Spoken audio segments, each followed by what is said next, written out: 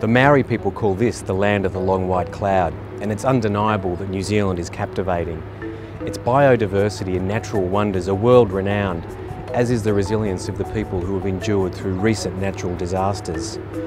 But what of the built environment? What are the obstacles and opportunities for growth over the coming years? In this edition of NDY TV, I talk to NDY directors from the 3 largest New Zealand cities about where they see opportunities for growth in their turf. Kia ora, New Zealand.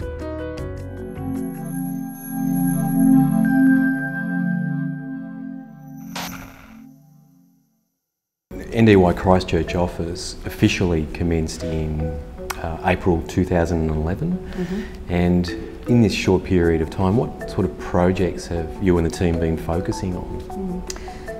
That's correct, Rick. We've been operating for about 14 months now, and while NDY has been a very strong established brand in New Zealand, it didn't have that presence in the South Island.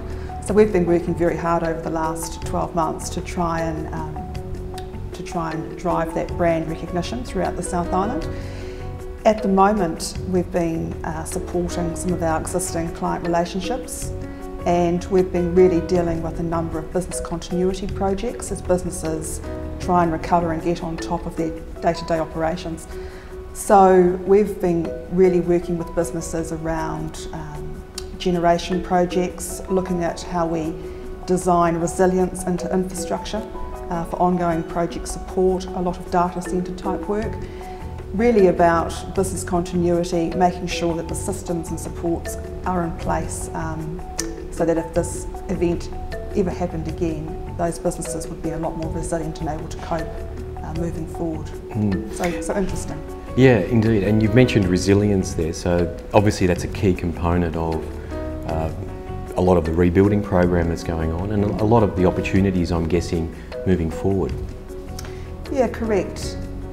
If we talk about resilience and what that actually means to Christchurch, it's a very broad term, and what we mustn't forget is the resilience of the people actually living in Christchurch, those that haven't left, a particularly resilient bunch of people. And what's fantastic is the ideas and the vision that those people are wanting to bring to the redevelopment of the city is quite inspirational. And so what we're doing is, you know, when we are dealing with clients on a project basis, we're not just dealing with engineering, we're dealing with people and how they want to transcribe their thoughts, how they live in the community, how they operate. All of those aspects need to be considered when we are actually consulting with our clients on future work. And so what's fantastic is our job is not just about engineering, we're incorporating a very responsible social context as well, which is good. So it sounds like you're taking a holistic view of the program and the restructuring that's going on. So where do you see that taking you into other opportunities in Christchurch? For NDY, building opportunities will be significant, and what is quite apparent through the recovery strategy is that we are looking to create a blueprint which incorporates green principles, and there is going to be a lot of encouragement around businesses buying into that initiative. NDY is well placed in that space, and I am really encouraged by what's going to be coming up for the business in terms of sustainable design and sustainable initiatives, and I think we've got a lot of really good skills and ideas that we should hopefully be able to add to the mix along with our peers. Stuart, welcome to NDY TV. Thank you.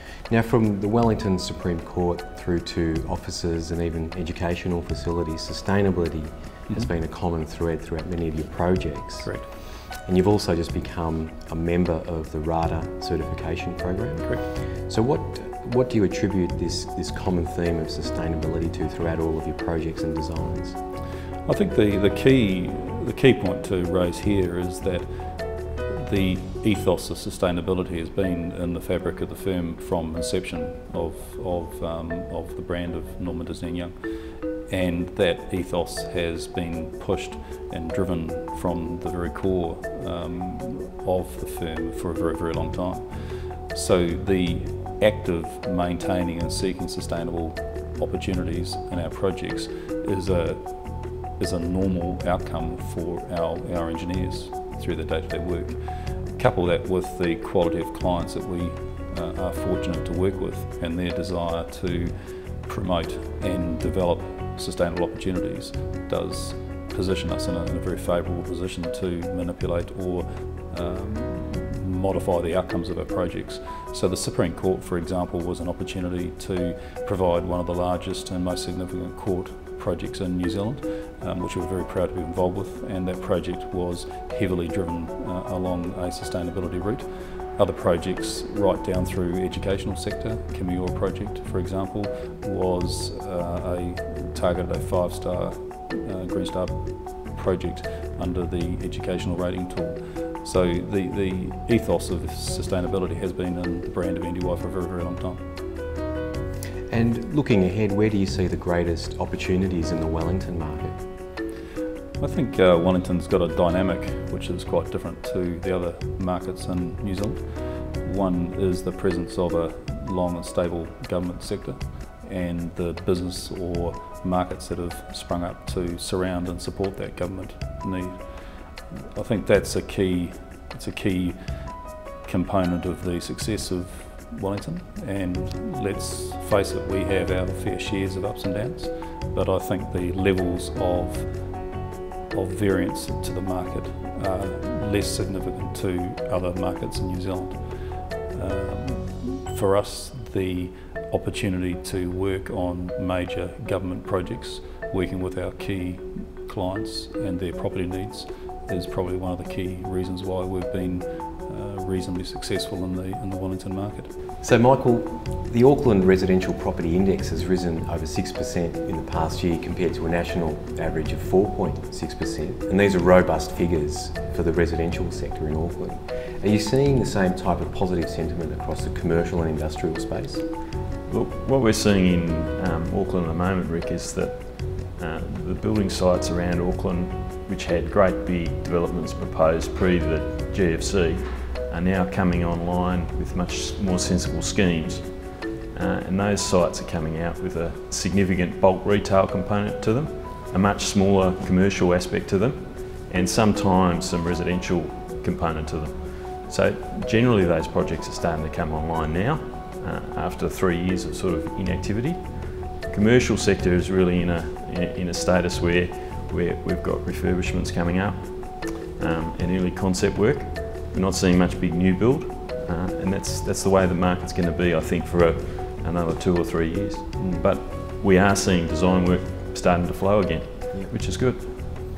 So clearly providing excellent solutions is an aspect that's integrated in many of your designs, and it's something that you deliver to clients. And for me, the Kawaru Falls station is a prime example of that. Now that's a 5-star hotel in Queenstown where you designed a lake water heat rejection system.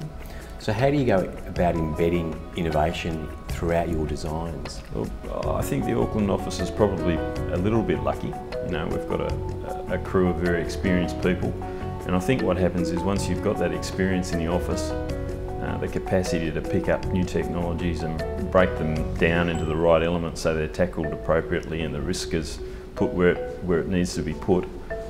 We tend to tackle those challenges, whether it's isolation of buildings or the introduction of new air conditioning systems or tackling projects with very shallow ceiling voids. You know, there's a history there, you know, and it's really related to the people that we have in the office, and the lead people in the office do encourage it. So building on those relationships, where are you seeing really the greatest potential for the Auckland office moving forward? Look, in the next little while it'll be a mixture of the new residential apartment towers that are coming online, and you know, Auckland is basically always been pressed on a migration basis. There's not a lot of land, so people are going to go into high-rise apartments. So we're seeing apartments come back online, which we have done a lot of. You're going to see some hotels, but you're also going to see this stock of refurbished office space. and probably conversions, you know, whether it be old warehouses to boutique style commercial office space, but generally the feeling in the office is things are starting to pick up. Michael Sullivan, thanks for your time. Thanks, Rick.